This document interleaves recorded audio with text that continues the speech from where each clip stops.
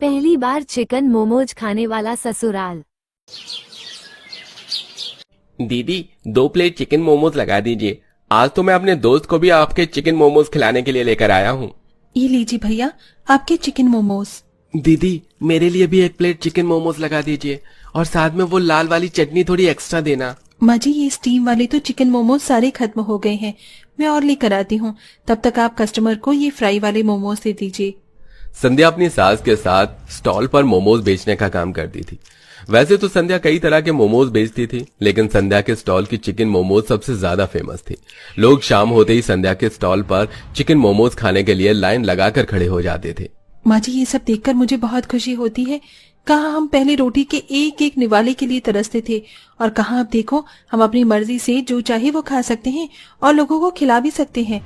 बहू ये सब तो बस तेरी मेहनत के कारण ही हो पाया है। अगर तू ना होती तो शायद आज भी हम एक निवाले के लिए लोगों से भीख मांग रहे होते। आखिरकार किसी तरह ये परिवार अपने गरीब स्थिति से निकला। जिस खाने के लिए ये लोग तरसते थे अब वही उनका रोजगार बन चुका था। आखिरकार इस मेहनत के पीछे की कहानी क्या है, आइए इस कहानी की शुरुआत से जानते हैं। माता जी ये सारे तो राशन के डिब्बे हैं, आप इन्हें क्यों बेच रही हो? अगर इन्हें बेच देंगे तो राशन किस में रखोगी? जब घर में राशन होगा तभी तो हम रखेंगे। एक एक रोटी के लिए कितनी मेहनत करनी पड़ती है ये हम ही जानते हैं। इन्हें बेचकर कुछ पैसे तो मिल जाएंगे, उनसे 2 वक्त का खाना तो हम खा लेंगे। अपनी सास को घर के राशन के मसाले के डिब्बे यूं कबाड़ी वाले को बेचता देख संध्या जल्दी से बाहर आती है। अरे माँ जी आप ये क्या कर रही हैं? ये सब सामान क्यों बेच रही हैं?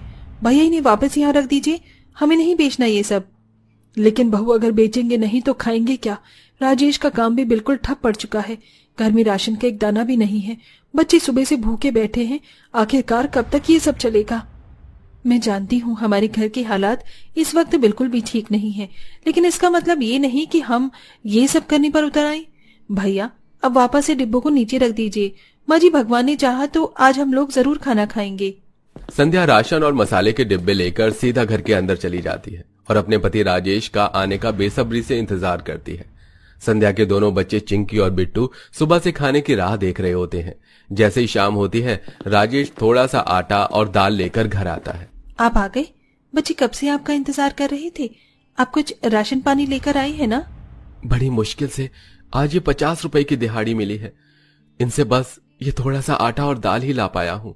ये तो बहुत कम है, मुश्किल से 1-2 दिन ही चल पाएगा, लेकिन कोई बात नहीं, कम से कम पेट में कुछ तो जाएगा और इस भूख की आग शांत होगी।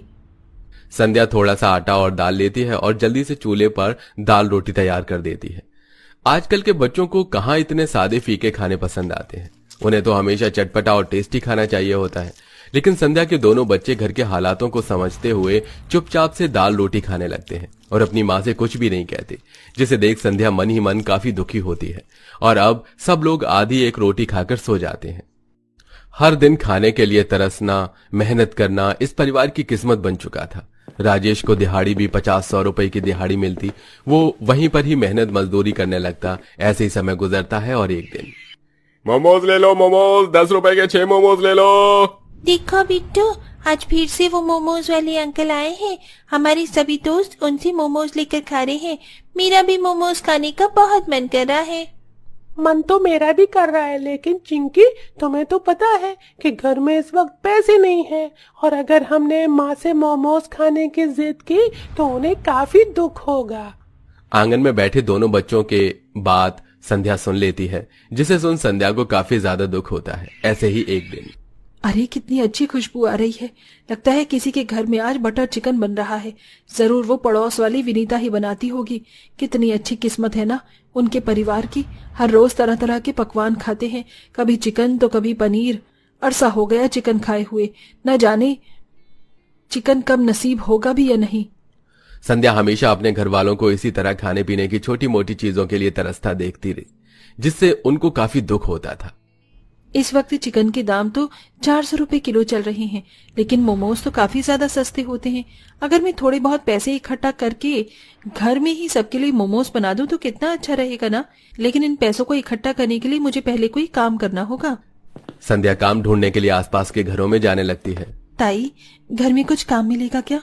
मैं साफ सफाई, बर्तन, कपड़े सबका काम जानती हूँ। इन सब कामों के लिए हमारे घर में नौकरानी है। एक काम करो, हमारे पास 10 किलो गेहूं रखे हैं, तुम उन्हें साफ कर दो, उसके बदले में मैं तुम्हें थोड़े पैसे दे दूंगी। संध्या किसी के घर में गेहूं साफ करती तो कभी किसी के घर में कपड़े धोकर ऐसे ही थोड़े बहुत पैसे जमाने लगती और एक हफ्ते के अंदर संध्या मोमोज बनाने के लायक पैसे जोड़ लेती है। जितना सोचा था उससे थोड़े ज्यादा ही जुड़ गए हैं। आज तो मेरे दोनों बच्चे काफी खुश हो जाएंगे। संध्या मोमोज बनाने के लिए मैदा, 3-4 तरह की हरी सब्जी और थोड़े बहुत मसाले लेकर घर आ जाती है और जिस तरह पहले वाले मोमोज बनाती है ठीक उसी तरह से संध्या चूल्हे पर स्टीम और फ्राइज मोमोज बनाती है। संध्या के दोनों बच्चे जैसे ही अपने घर में मोमोज देखते हैं, अरे वाह माँ, मोमोज! आज अपने घर में मोमोज बनाए हैं। माँ, ये तो खाने में बहुत टेस्टी है। माँ, बाबा, दादी, आप लोग भी खाओ ना मोमोज। अपने दोनों बच्चों को खुश देख संध्या काफी खुश होती है। संध्या के घर वालों को भी संध्या की बनाए हुए मोमोज काफी पसंद आते हैं। संध्या, तुमने तो बहुत बढ़िया मोमोज बनाए हैं। ऐसे मोमोज तो कोई ठेले वाला भी नहीं बना सकता। वैसे मोमोज बने तो काफी ज्यादा अच्छे हैं। माँ जी, मैं सोच रही थी अगर मैं भी उन ठेली वालों की तरह मोमोज बनाकर बेचूं तो क्या पता लोगों को मेरे हाथ के मोमोज भी पसंद आने लगे। बहू, तू तो बिल्कुल ठीक कह रही है, और पसंद नहीं बल्कि बहुत पसंद आएंगे, और इसमें मैं भी तेरी मदद करूंगी।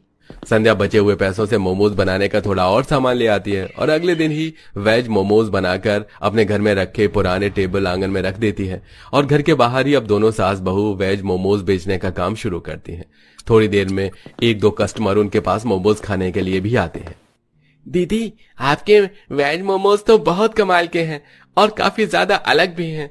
आपने इनके अंदर घर के मसाले डाले हैं ना, ये तो बहुत ज्यादा बढ़िया बने हैं। मेरे लिए 1 प्लेट पैक भी कर दीजिए। लोगों को भी अपने मोमोज पसंद आता देख संध्या काफी ज्यादा खुश होती है और ऐसे ही कुछ दिन गुजर जाते हैं।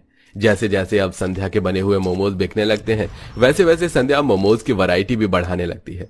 साथ साथ वेज संध्या सोयाबीन और पनीर के मोमोज भी बेचने लगती है। ऐसे ही एक दिन मोमोज बनाने का सारा सामान ले लिया है, अब जल्दी से घर जाकर मोमोज बनाने की तैयारी कर लेती हूँ। संध्या सामान लेकर घर लौट रही होती है कि तभी संध्या को रास्ते में एक चिकन की दुकान दिखाई देती है। माँ जी का कब से चिकन खाने का मन कर रहा था, आज माँ जी के लिए मैं चिकन बनाऊंगी।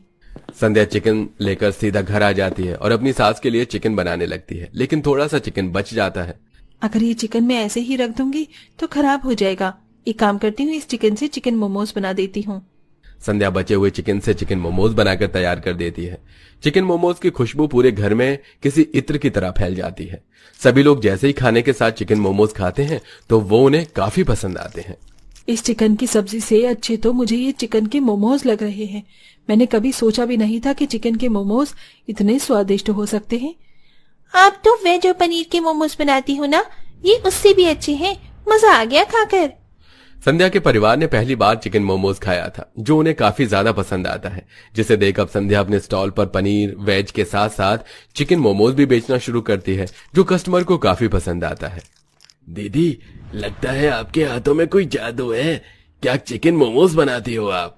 वैसे मैं पहले जहां से खाता था वहां के चिकन मोमोज में कभी कुछ स्वाद ही नहीं था। कभी चिकन जला हुआ होता था तो कभी कच्चा। हाँ दीदी, हम तो आपके चिकन मोमोज के दीवाने हो गए हैं। अब से हम यहीं पर आएंगे। संध्या वैसे तो कई तरह के मोमोज बेचती थी, लेकिन संध्या के बने हुए चिकन मोमोज खाने के लिए लोग लाइन लगाकर खड़े हो जाते थे। जैसे जैसे दिन बीतते हैं वैसे वैसे संध्या के मोमोज खाने वाली कस्टमर भी बढ़ने लगते हैं और अब उनकी घर हालत भी ठीक होने लगती है। जितने भी पैसे मोमोज बेचकर कमाए थे उन पैसों से संध्या कुछ समय में अपने पुराने और छोटे से घर को अच्छे से रेनोवेट करा देती है। साथ ही अपने दोनों बच्चों को अच्छी शिक्षा के लिए एक बड़े से स्कूल में एडमिशन करवा देती है। इसी के साथ अब संध्या एक मोमोज की दुकान खोल लेती है जिसमें संध्या की सास और पति उसकी मदद करते हैं। मैं कभी सोच भी नहीं सकता था कि हमारी किस्मत कभी इस तरह बदलेगी। ये सब तो बस हमारी मेहनत का नतीजा है। इंसान अगर मेहनत करने पर उतर आए तो वो क्या कुछ नहीं कर सकता। जहाँ हम पहले खाने के लिए मोहताज थे, आज जो कुछ मेरे पास है वो सब हमारी मेहनत का नतीजा है। वेल दोस्तों, क्या आप भी मोमोज खाने के शौकीन हैं? तो आपको किस जगह का मोमोज सबसे ज्यादा पसंद है, उस जगह का नाम हमें कमेंट करके जरूर बताइए।